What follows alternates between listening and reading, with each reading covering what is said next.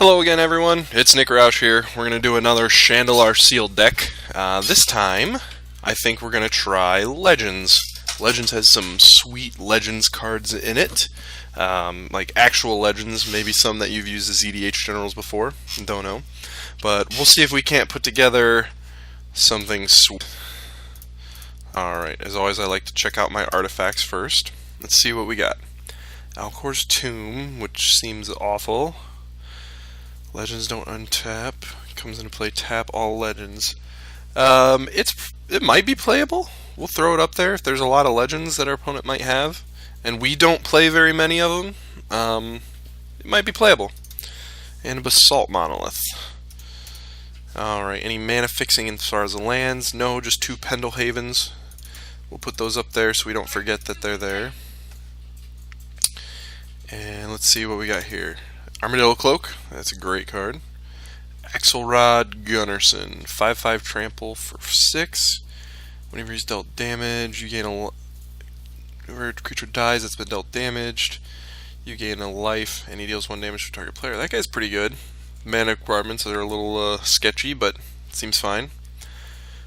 Elder Dragon Legend, rawr. We'll throw him up there. Pavel Leaky, 5/3 for 6 isn't exciting, but it's probably fine. He's also, note, the same colors as Axelrod. Maybe we can get a black-red deck, maybe splash another color.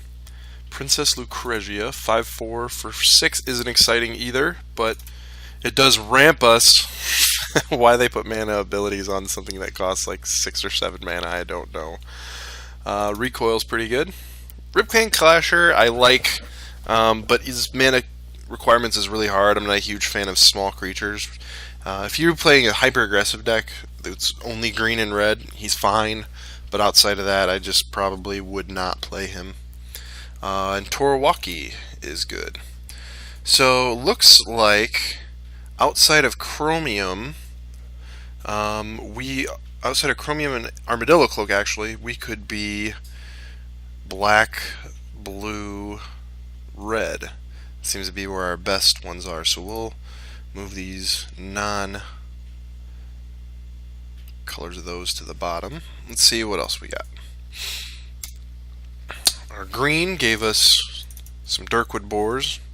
Fire Sprites are actually decent for the mana fixing. Elvish Fury, Channel, well, remember we have Channel. Cat Warriors, like I said before, I'm not a huge fan of the smaller creatures unless they actually impact the game. Fire Sprites is actually good because of the mana fixing. Hurricanes is fine. 2 Lay of the Lands, that's good mana fixing.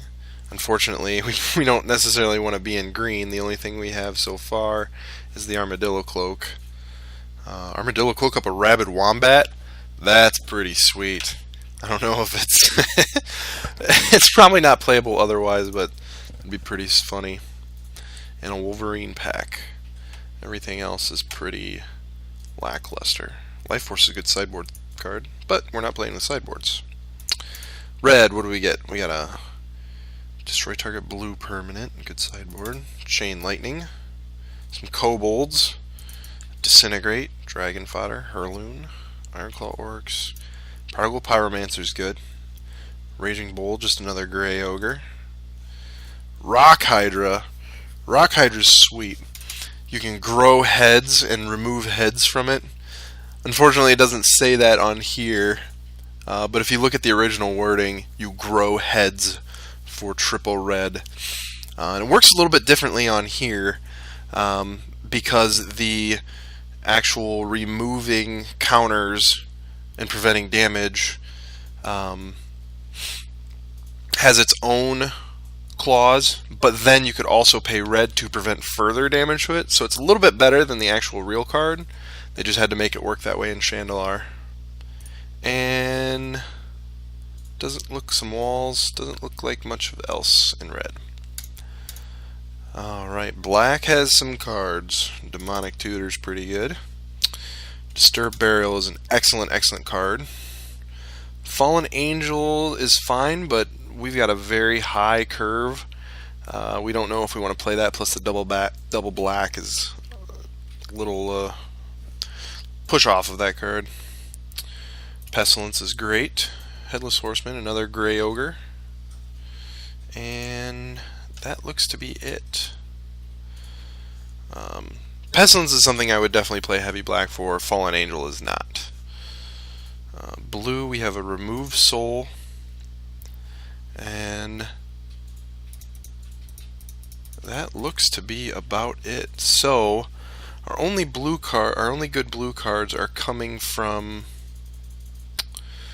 the gold. And actually, there isn't a whole lot there in blue. We may just want to play the green instead for the Lay of the Land fixing. And white's always terrible, so we'll see. A lot of Circle of Protections. Dievin Archer's fine, but 3 mana is a lot to pay for him. Glimmering Angel's good. Guardian Angel, Holy Armor, Righteous Avenger, Samite Healer. Samite Healer's fine. Tundra Wolves, Veteran Armor, White Ward. Okay, so we definitely don't want to be playing white. I suppose we could splash off the Lay of the Lands just for Armadillo Cloak, but we want to make our mana base as best as possible. So let's get rid of this Chromium, this Recoil, and these Princess Lucrezias, and get rid of this Armadillo Cloak. So that leaves us in Jund colors. And how many legends do we have? We have 3, so we probably don't want to play this Ancients. Alright, now let's go back to these colors and fill out the deck. We do have an X-Spell, so Channel would be pretty good, but it's kind of cheesy. I don't really want to play with that. It's not any good otherwise. There's got to be something better for us to play. Might just fill the deck up with a bunch of 2/2s for 3. Yeah, I think that's our options. Let's see here. I guess we could play Fallen Angel in a 3-color deck. Yeah, that seems fine. Do we even want to add anything else? That's 20 cards, 20 lands. I do like playing lots of lands in this format. And Fire Sprites helps fix the mana. Hurricane does blow up our own guy. Is this a decent little control deck? And just win with some big guys late in the game. Maybe a Wall of Heat is actually good. Or Wall of Bone. Does help out Pestilence. This is interesting. Is there anything we'd want to cut for one of those? Hurricane, I guess, would be the first thing. Fire Sprites and Prodigal aren't very good with Pestilence. But I think they're all good regardless. Axelrod, Pavel Malecki, Torwalkie. Yeah, let's just run with this. Do we have any 1/1s? Yes, we do. Enough to run these Pendelhavens. Let's put up these lands.